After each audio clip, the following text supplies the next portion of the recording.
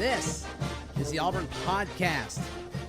It's been too long. Thank you guys for tuning back in. Zac Blackerby here with you. I know I used to say the Daily Auburn Tigers Podcast. It will not be daily, but it is back to an extent.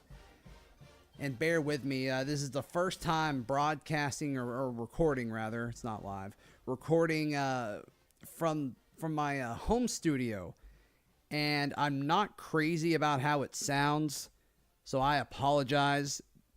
Put up with it for an episode or two. I'm working on it, I promise.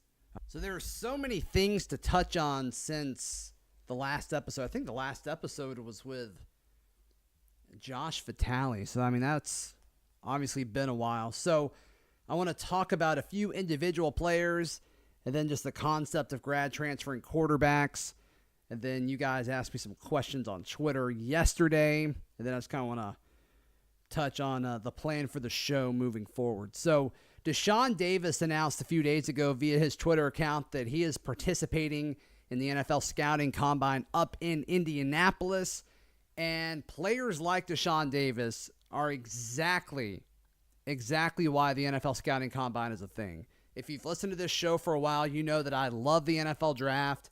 I love the NFL draft process. I love the conversation about the evaluation of players and where they are valued at and where they should be drafted and what kind of fit they're in. I love all the conversations that really encompass everything that goes on with the draft process. When you look at a guy like Deshaun Davis, the big question for him is, how athletic is he? Because on tape, and just watching his style of play, I don't think he's the most athletic linebacker.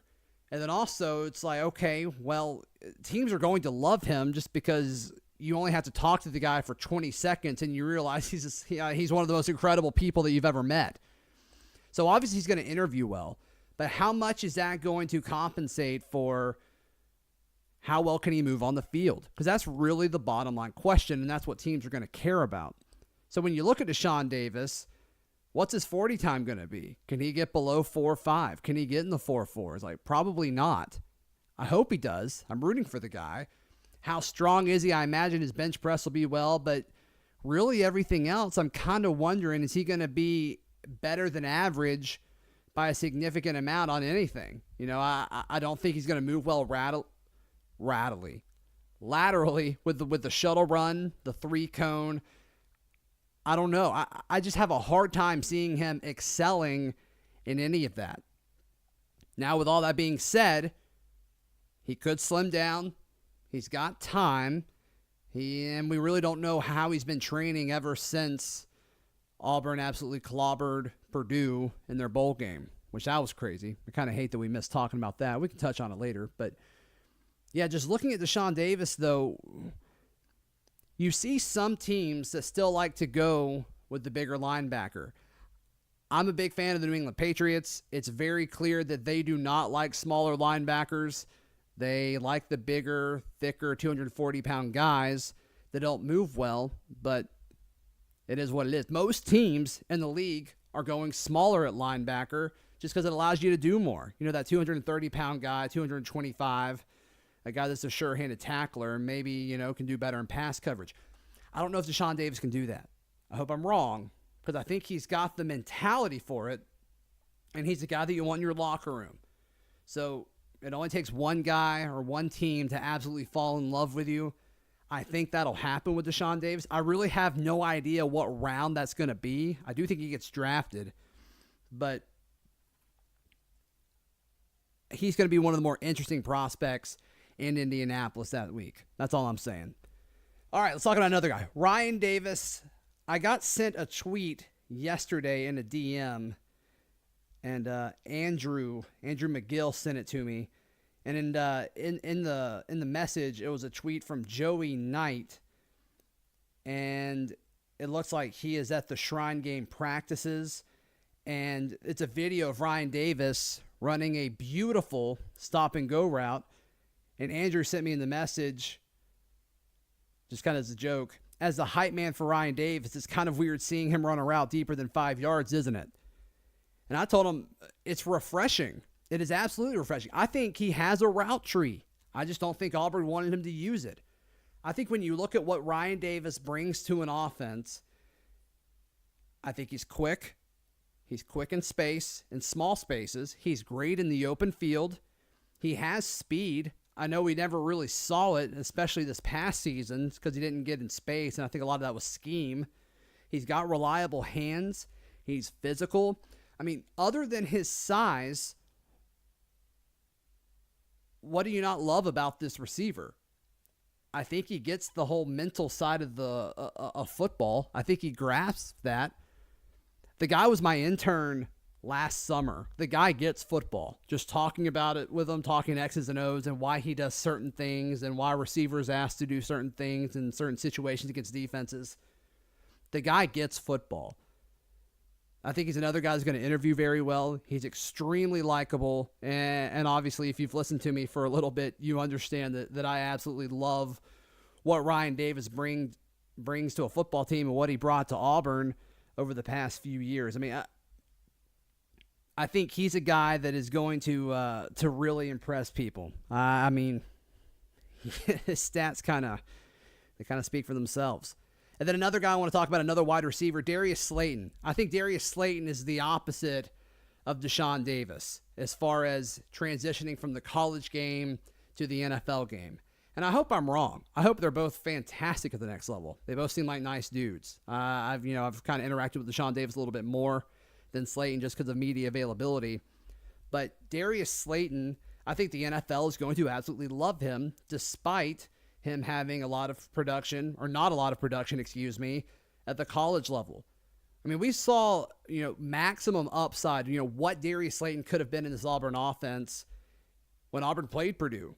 I mean, Darius Slayton was ridiculous. Like, he literally ruined the game. If you do not care about that game and you're just watching it hoping it was going to be entertaining and you wanted it to be close, Darius Slayton literally ruined the game for you because of what he did. The guy is fast. The guy is big. The guy is strong. He's physical. The only question is, are his hands 100%? And they're not.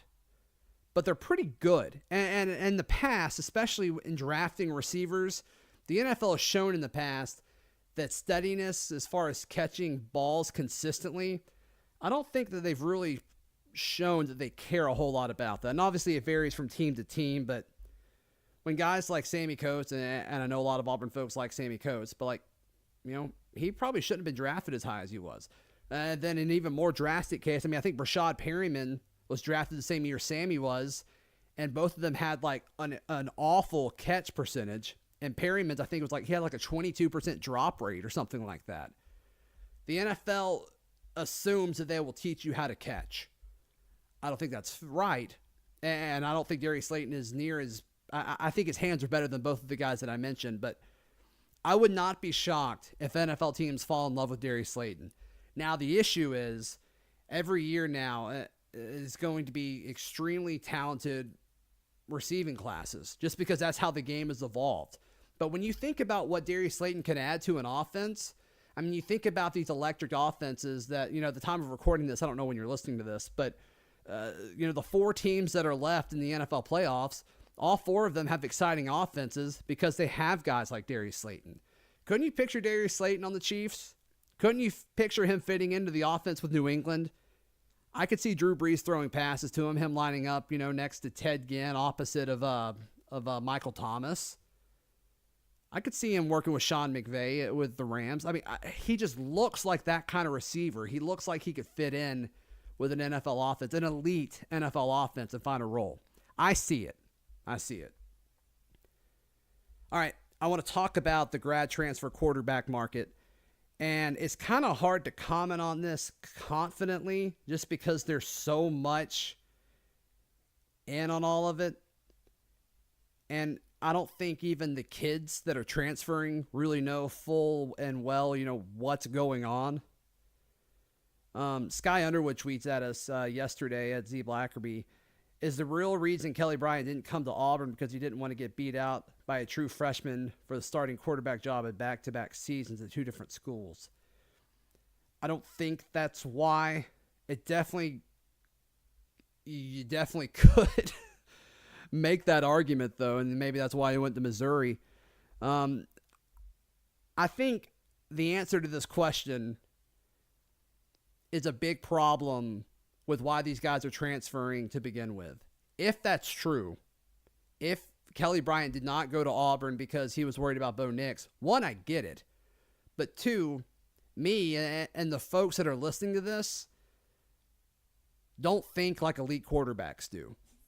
Like, Bo Nix doesn't care if Kelly Bryant would have come to Auburn. You know, he wasn't worried about Joey Gatewood. He's not worried about Malik Willis.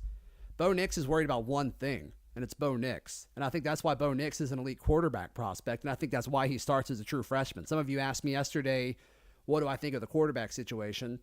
I think Joey Gatewood goes into camp as a starter, and I think Bo Nix wins it when it's all said and done. But these elite guys, they don't care who else is on the roster. And that's kind of a big reason why I like Gatewood so much, is because even when Auburn was recruiting other guys, Joey Gatewood was standing strong in his commitment to the Tigers because he firmly believed that he could go in and beat anyone else out. I mean, this transfer because you can't play anymore, while I get it, it's kind of a loser's mentality. Now I understand if you're in a situation, though, like Kelly Bryant was, and this freakish phenom guy who eventually wins a national championship as a true freshman comes in, you're like, okay, I literally can't play for 3 years. Like, I get it. I totally get it, and I get kind of being hesitant wherever you're going to transfer, whether you're Kelly Bryant or whoever. I know that Oklahoma kid was on campus for Auburn a few days ago, and people are asking me, like, hey, is Auburn going to get a grad transfer? Is that, is Auburn starting quarterback on campus yet? I mean, have they announced that he's transferring? Like, I think the starting quarterback is Bo Nix, because Bo Nix doesn't care who's transferring in. And if I'm a grad transfer that's trying to transfer for an easy spot, I'm seeing this Bo Nix kid, and I'm saying I'm staying away from that. And I also think the coaching staff likes Joey Gatewood. You hear these players talk about Joey Gatewood, with the bowl practices. We talked about Deshaun Davis earlier, and he said he's going to be a stud. And I've had Joey Gatewood's quarterback coach on the podcast more than once just to talk about his progressions with Joey. Everyone who has watched Joey Gatewood play, they fully believe that he is something special. Every single one of them. And I'm starting to buy it. Now, there are several questions that I got yesterday about Joey Gatewood's future. Let me see if I can find it. All right, Jason asks, Gatewood, starting quarterback, move to tight end, or transfer? The kiss, marry, kill of the 2019 season, if you will. Yeah, no, that is totally true. I actually think the answer is he's a quarterback, but not the starter. I mean, Joey Gatewood has made it clear that he wants to be at Auburn. He had every chance in the world to back out. Every single one of them. So I think he'd be more likely to change positions than to change schools. I mean, that guy bleeds orange and blue. Just look at him and look at what his path to Auburn was. I think people forget all the stuff that, I kind of think Auburn treated him bad in the recruiting trail. The guy was solidly committed to Auburn, and, they went after Justin Fields. And they went after all of these guys, and Auburn didn't get any of them. And they're like, all right, Joey, hang out with us. I guess they got Cord Sandberg, since they got Joey Gatewood's commitment. But just when you look at it all, he never wavered at all. And I just think that says something. I think that's important. The whole, loyalty of it all. I mean, that means a lot. Let's see. What else we got here? I'm looking through y'all's questions. Do you think... Oh, we're going basketball now. Let me see if there's other football ones before I jump into basketball. I don't think so. What do you think of Coach Horton out at running back coach? I think it has to do with the new offensive coordinator. I think that's really it. And I also think... you look at his ability to coach running backs in Memphis. I think that's kind of his expertise. And if he's not calling plays and focusing on quarterbacks, I think that kind of makes sense. So, it's going to open up another position coach, which is interesting. I also think, the all-time great, Kendall Simmons, being an analyst, an off-the-field role for the Tigers. I think that's pretty cool, too. I think that's pretty neat, too. Okay, so let's find that. Where was the basketball one? By the way, after you watch Auburn basketball every Saturday, Painter Sharpless of ESPN 1067 and I, we do a broadcast on ESPN 1067 from the hotel at Auburn University at the bar there at AT, the restaurant inside the hotel. And we do an hour post-game show right when the Auburn basketball game ends every Saturday. So after the game, kind of hang out with us. You feel free to call in, give us your opinion. We have a lot of fun. We did our first one this past weekend. We're doing one every Saturday till the end of basketball season. So Kentucky this week. So we'll go live at about 5 o'clock when the game ends. All right, AU Helmet Guy tweets, oh, I like him. Do you think McLemore should start at the 5 to get more into the flow of the game? Seems like we are much more comfortable with an offense with him in there. Well, first off, I don't disagree with you. I think the team is better when McLemore is on the floor versus when Wiley's on the floor. I also think the team is better when Malik Dunbar is on the court opposed to Samir Dowdy.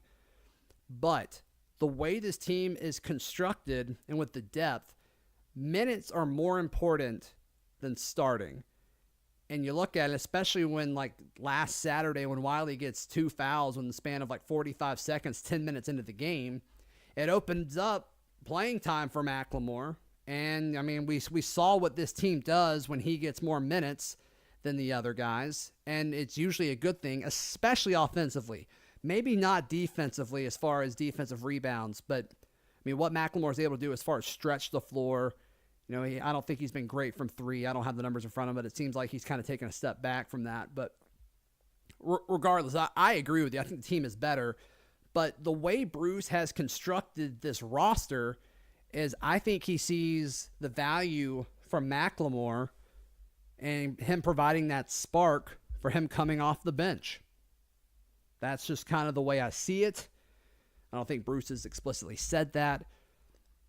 But I think it's clear also, though, with, you know, you see that spark when McLemore comes onto the court, as well as Malik Dunbar. So I think they're in a similar situation. The best player for Auburn this year at their positions, as well as, you know, a reason for them to give a spark. Is that entirely fair to those guys?